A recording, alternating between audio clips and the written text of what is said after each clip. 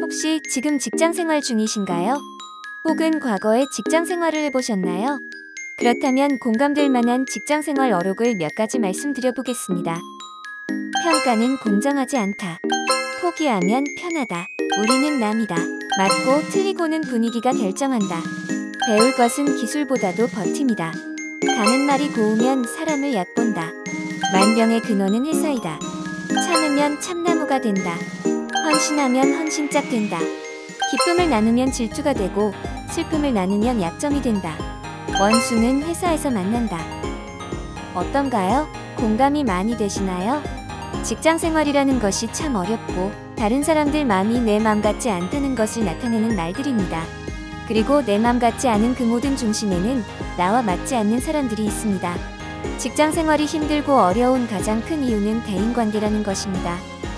취업을 하기 전에는 회사를 다니는 것이 목표였는데 취업을 한 이후에는 회사를 다니지 않는 것이 목표가 됩니다. 그리고 그렇게 만들게 만드는 이 대인관계에서 오는 문제점에 대처하는 방법에 대해서 알려드리고자 합니다. 대인관계의 상황에 대해서 학술적으로 접근하여 체계적으로 분석하고 해법을 제시한 사람이 있는데 바로 허버트 해리 스택 설리반입니다. 그는 미국 신프로이트 경향의 정신과 의사이자 정신분석가이며 그는 인간의 성격이 대인관계의 복잡함 속에서 형성되어 그 안에 존재하고 있는 것으로 여겼습니다. 설리반은 모든 사람의 성격의 본질이 대인관계의 상황에서 야기되는 생리적 욕구, 사회심리적 욕구, 그리고 관련된 긴장에 의해 결정된다고 전제했습니다. 이러한 긴장의 근본적인 목적은 안전한 상황에 도달하는 것입니다. 그리고 이 긴장은 불안으로 이어진다고 주장하였습니다. 이 불안이라는 것은 설리반의 대인관계 이론에서의 핵심 개념입니다. 설리반은 불안은 모든 종류의 정서적 고통과 관련되어 있다고 보았습니다. 인간이 감정적으로 느끼는 고통스러움, 즉 두려움, 죄책감, 초조함, 창피함, 무가치함, 혐오감 등의 고통스러운 감정들과 관련이 있다는 것입니다. 그리고 이러한 다양한 형태의 불안은 정도의 차이가 있는데 아주 작고 단순한 불편함 수준의 불안으로부터 도저히 견디기 힘든 공황 상태의 불안까지 다양합니다. 불안은 일종의 경고 신호라고 할 수 있으며 개인이 자신의 내부에서 야기되는 특정의 불안을 느끼게 된다는 것은 곧 뭔가가 잘못된 상황이기 때문에 이에 대한 대처가 필요하다는 신호를 주는 것으로 생각할 수 있습니다. 설리반은 이러한 불안을 대인관계 속에서 타인이 나를 비난하는 것에 대한 염려로 보았습니다. 즉, 불안은 항상 인간관계에서 비롯되는 현상이라는 것입니다. 설리반의 이론에서 보듯이 우리가 직장 생활에서 겪는 대인관계의 어려움과 괴로움은 타인이 나를 비난하는 것에 대한 염려에서 비롯된다고 볼 수 있습니다. 비단 직장 생활뿐만이 아니라 모든 인간관계에서 겪는 어려움과 괴로움은 이러한 타인이 나를 비난하는 것에 대한 염려이고 상명하복을 중요시하는 조직인 직장에서 이러한 염려는 유독 더 크게 느껴지는 것입니다. 타인이 나를 비난하는 것이 두려워서 대개 사람들은 타인을 맞춰주는 방법을 선택합니다. 즉, 나 자신의 의견보다는 상대방의 의견 위주로 판단과 결정을 하게 됩니다. 하지만 이렇게 한다고 해서 근본적인 문제가 해결되진 않습니다. 오히려 역효과를 초래하는 경우가 많습니다. 흔히 하는 말로 호의가 계속되면 권리인 줄 알게 되는 겁니다. 그리고 그렇게 호의를 권리로 행사하는 사람이 하나둘씩 늘어나다 보면 어느새 직장 내에서 호구가 되어 있는 자신을 발견하게 될 겁니다. 호구가 되지 않으면서도 원만한 대인관계를 유지하기, 이것이 직장 생활에서의 관건입니다. 오늘은 이것을 실천할 수 있는 구체적인 방법 7가지에 대해서 말씀을 드리겠습니다. 첫 번째, 회사 동료는 친구가 아닙니다. 직장 생활을 하다 보면 회사 동료를 친구라고 여기는 사람들이 의외로 많습니다. 안타깝지만 잘못된 생각입니다. 회사의 동료는 같이 일을 하는 사람이라고 생각하시는 것이 가장 합리적인 판단입니다. 회사는 이익을 추구하기 위해 인위적으로 만들어진 집단이고 그러한 집단을 구성하는 회사의 동료들은 나의 직간접적인 경쟁 상대입니다. 왜냐하면 회사의 이익을 위해서 회사는 구성원들을 끊임없이 평가하기 때문입니다. 그리고 그 평가라는 것은 다양한 방식으로 구성원들을 서로 비교하고 경쟁하게 만드는 구조입니다. 회사는 경쟁력이 있어야 생존이 가능하기에 회사의 경쟁력은 구성원, 곧 직원들의 경쟁력을 말하는 겁니다. 그러므로 경쟁력이 없는 직원을 좋아하는 회사는 없습니다. 그러다 보니 직원들은 자신의 경쟁력을 기르기 위해서 동료의 약점을 이용하는 경우가 많습니다. 그러므로 회사의 동료는 같이 일을 하는 사람으로서만 인식을 해야 하고 친구가 아니라는 것을 깨달아야 합니다. 두 번째, 서로 존댓말을 쓰는 사이가 오래갑니다. 존댓말이라는 것은 상대방에 대한 존중과 약간의 불편함이 있는 사이일 때 쓰게 됩니다. 그리고 적절한 거리감이 필요한 상대에게도 의도적으로 씁니다. 존댓말을 쓰는 상대에게 말이나 행동을 함부로 하는 경우는 없습니다. 말이나 행동을 함부로 하지 않고 조심스럽게 대하다 보니 얼굴을 붉히거나 싸울 일도 상대적으로 적습니다. 그래서 비교적 오랜 시간 동안 원만한 관계를 유지하기가 쉽습니다. 누군가에게 싸움을 건다는 것은 상대방이 싫어서라기보다는 상대방이 만만하기 때문인 경우가 많습니다. 그리고 그렇게 싸움을 걸어서 자신이 이길 승산이 높다고 판단이 들 때 싸움을 시작하게 됩니다. 그러므로 상대방이 나에게 싸움을 걸어올 확률을 줄이는 방법 중에 가장 간단하면서도 효과적인 방법이 서로 존댓말을 하는 것입니다. 이건 경험해본 사람만이 알 수 있는 지혜입니다. 상대방이 나보다 나이가 어리거나 직급이 낮다고 해서 반말을 자연스레 하다 보면 자신도 모르게 말이나 행동에서 실수가 생기고 그 실수에서 싸움의 빌미가 발생하게 됩니다. 더군다나 직장에서는 한번 싸움이 벌어지면 양쪽 모두에게 어떤 형태로든 손실이 발생합니다. 누군가는 그 싸움의 과정과 결과를 지켜본 후 평가를 하게 되고 그 평가는 두 사람의 인사고과로 이어집니다. 직원들끼리 서로 싸우는 것을 좋아하는 인사 담당자 혹은 경영자는 없습니다. 어떤 싸움이든 100% 승리도 없고 100% 패배도 없습니다. 결과적으로 어느 한쪽의 손실이 상대적으로 적거나 클 뿐입니다. 그러므로 직장 생활에서는 누군가와 싸우지 않는 것이 인사평가에서 불이익을 받지 않고 누군가와 싸우지 않으려면 서로 존댓말을 하며 적당히 불편한 사이를 유지하는 것이 좋습니다. 세 번째, 화병이 걸리지 않으려면 화를 낼 줄 알아야 합니다. 주변에서 보면 화를 내지 못하는 사람이 화병을 가지고 있거나 그 화병을 점점 키우고 있는 경우를 자주 보게 됩니다. 그리고 직장 생활을 하다 보면 화병을 가지고 있는 사람을 대체로 호구로 여기는 사람들이 상당히 존재합니다. 화병을 가지고 있는 상태에서 또 다른 상대로부터 호구 취급을 받으면 그 화병은 점점 커지는 악순환이 발생합니다. 이 악순환의 고리는 반드시 끊어줘야 합니다. 그렇지 않으면 감당할 수 없는 사태를 맞이할지도 모릅니다. 이 악순환의 고리를 끊는 방법은 아주 간단합니다. 화가 나는 상황이 생기면 화가 났다는 표현을 하는 것입니다. 그리고 그 표현을 해야 하는 상대가 평소에 직장 내에서 누가 보더라도 남을 화나게 하는 사람으로 악명이 높은 사람이면 더욱 좋습니다. 그런 사람이 나를 화나게 하는 상황이면 나는 지금 당신 때문에 화가 났다는 의사표현을 분명히 해주는 것이 그 상대방은 물론이고 전시효과로 인해 잠재적인 화병 유발자들에게도 경각심을 불러일으키는 부가적 효과를 가져옵니다. 여기서 주의할 것은 화가 났다고 해서 감정 조절을 못한 상태 그대로 표현하는 것은 좋지 않습니다. 최대한 표정과 행동에 변화 없이 그리고 낮지만 분명한 음성으로 차분하게 얘기해야 합니다.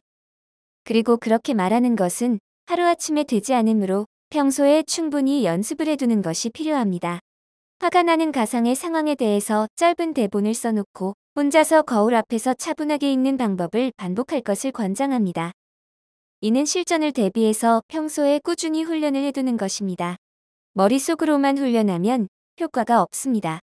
반드시 거울 앞에서 차분하게 대본을 읽는 충분한 훈련을 하시길 바랍니다.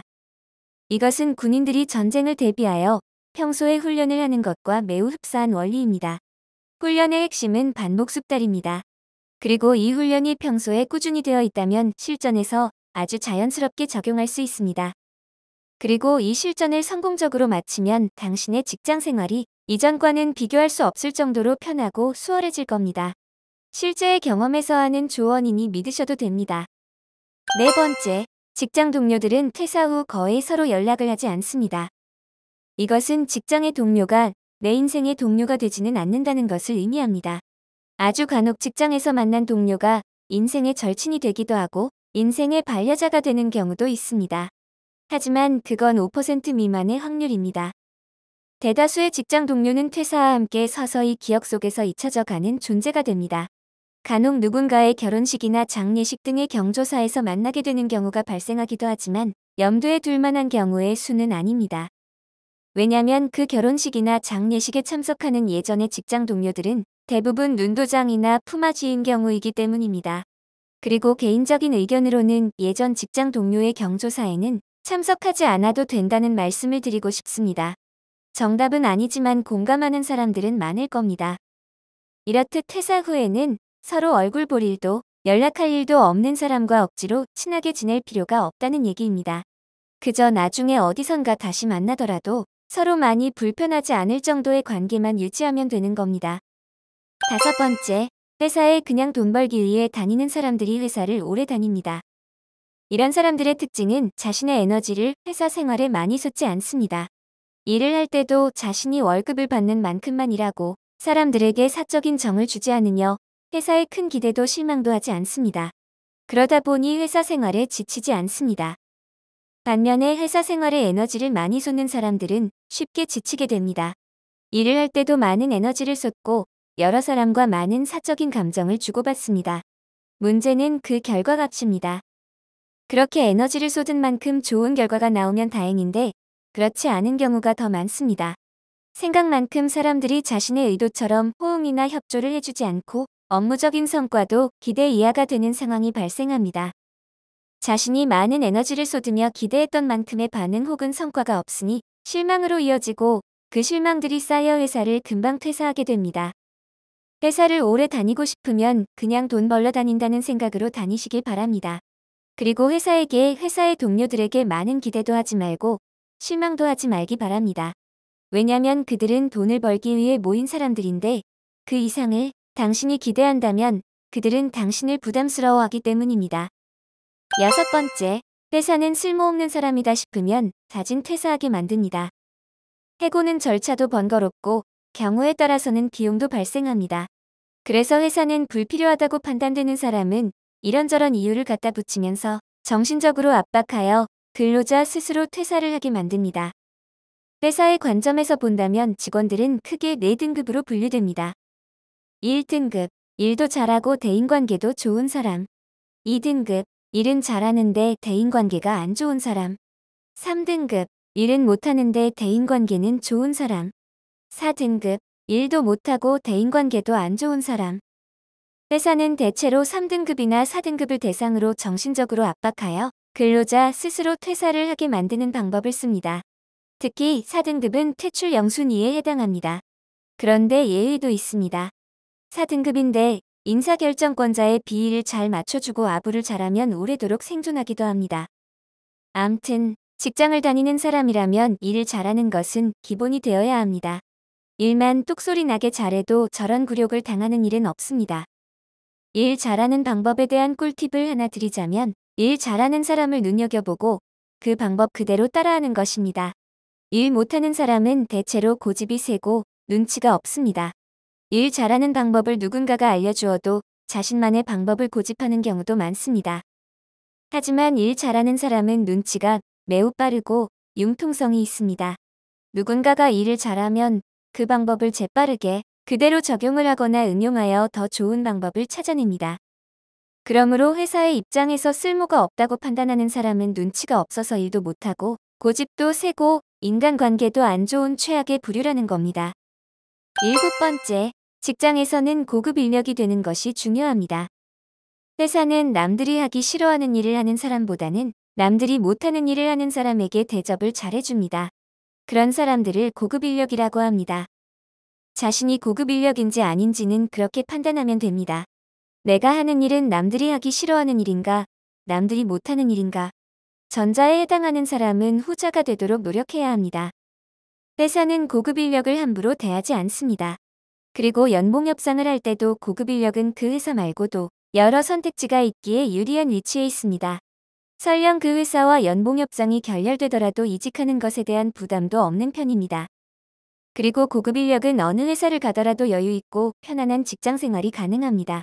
고급 인력 주변에는 서로 친하게 지내려는 사람들이 많기에 업무 협조도 잘 이루어지고 그로 인해 성과도 더 우수하게 낼 수 있습니다. 이런 것들이 고급 인력이 가진 장점입니다. 직장 생활을 편하게 하는 가장 핵심적인 요소가 바로 이 고급 인력이 되는 것입니다. 고급 인력이 되면 사소한 단점들은 문제가 되지 않습니다.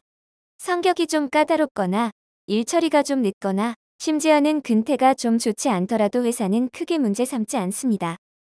고급 인력이 되기란 쉽지 않습니다. 하지만 불가능한 것도 아닙니다. 자신이 하고 있는 분야의 전혀 다른 분야의 기술 혹은 지식을 접목시키면 됩니다. 그리고 그 전혀 다른 분야의 기술이나 지식은 회사의 매출을 증진시키는 것이어야 합니다. 그러한 기술이나 지식으로 회사의 매출을 증진시키는 사람이 고급 인력이고, 그런 고급 인력은 다른 직장을 가더라도 대접을 받을 수 있습니다. 당신을 회사에서 대접해주지 않는다면 당신이 고급 인력이 아니기 때문이므로 고급 인력이 되기 위한 노력을 하실 것을 권장합니다. 자, 오늘의 주제인 직장생활에서의 대인관계를 원만하게 유지하는 방법 7가지에 대한 내용을 정리해 보겠습니다. 첫 번째, 직장 동료는 친구가 아닙니다. 두 번째, 서로 존댓말을 쓰는 사이가 오래갑니다. 세 번째, 화병이 걸리지 않으려면 화를 낼 줄 알아야 합니다. 네 번째, 직장 동료들은 퇴사 후 거의 서로 연락을 하지 않습니다. 다섯 번째, 회사에 그냥 돈 벌기 위해 다니는 사람들이 회사를 오래 다닙니다. 여섯 번째, 회사는 쓸모없는 사람이다 싶으면 다진 퇴사하게 만듭니다. 일곱 번째, 직장에서는 고급 인력이 되는 것이 중요합니다. 지금 직장 생활을 하고 있거나 앞으로 직장 생활을 할 예정인 분들이라면 앞에 얘기한 7가지를 잘 기억하고 실천한다면 직장 생활에서의 대인관계에서 오는 큰 문제점들은 해결이 됩니다. 잠깐 다시 설리반의 얘기로 돌아가 보겠습니다. 설리반이 얘기한 불안은 대인관계 속에서 타인이 나를 비난하는 것에 대한 염려라고 했고, 직장 생활에서의 대인관계가 힘든 사람들은 타인이 나를 비난할까봐 염려해서 생기는 불안 때문인 것입니다. 앞에서 열거한 7가지의 사안을 보면 이러한 불안을 많이 줄일 수 있는 방법들입니다. 그리고 이러한 불안만 많이 줄이면 직장 생활에서의 대인관계가 많이 수월해진다는 얘기입니다. 아침에 눈을 떠서 회사에 간다는 것이 지옥에 가는 것과 비슷한 고통을 마주했던 상황에 대한 해결법은 7가지로 요약되었습니다. 그리고 그 해결 방법의 실천이 그렇게 어려운 것만도 아니란 걸 알게 됐습니다. 마지막으로 한 가지 당부드리고 싶은 것이 있다면 앞에서 말한 7가지 방법은 직장 생활의 대인관계에서 오는 스트레스를 줄이는 방법이지 그것을 완전히 없애는 방법은 아닙니다. 직장 생활이라는 그 자체가 스트레스를 필수적으로 동반하는 행위이기 때문입니다. 그것은 마치 운동선수가 신체의 고통을 감수하면서 운동을 하는 것과 비슷한 이치입니다. 모든 운동은 정도의 차이가 있을 뿐 신체의 고통이 반드시 따르기 마련입니다. 그리고 그 고통의 감내를 통해서 건강이라는 결과물로 보상받는 것입니다. 지금 당신이 많은 스트레스로 인한 고통을 감내하면서 직장 생활을 하고 있다면 그 고통의 감내에 대한 보상으로 긍정이든 보람이든 어떤 형태로든 반드시 보상받으시기를 바라겠습니다. 좋아요, 구독, 알림 설정은 제가 컨텐츠를 제작함에 있어서 많은 힘이 됩니다.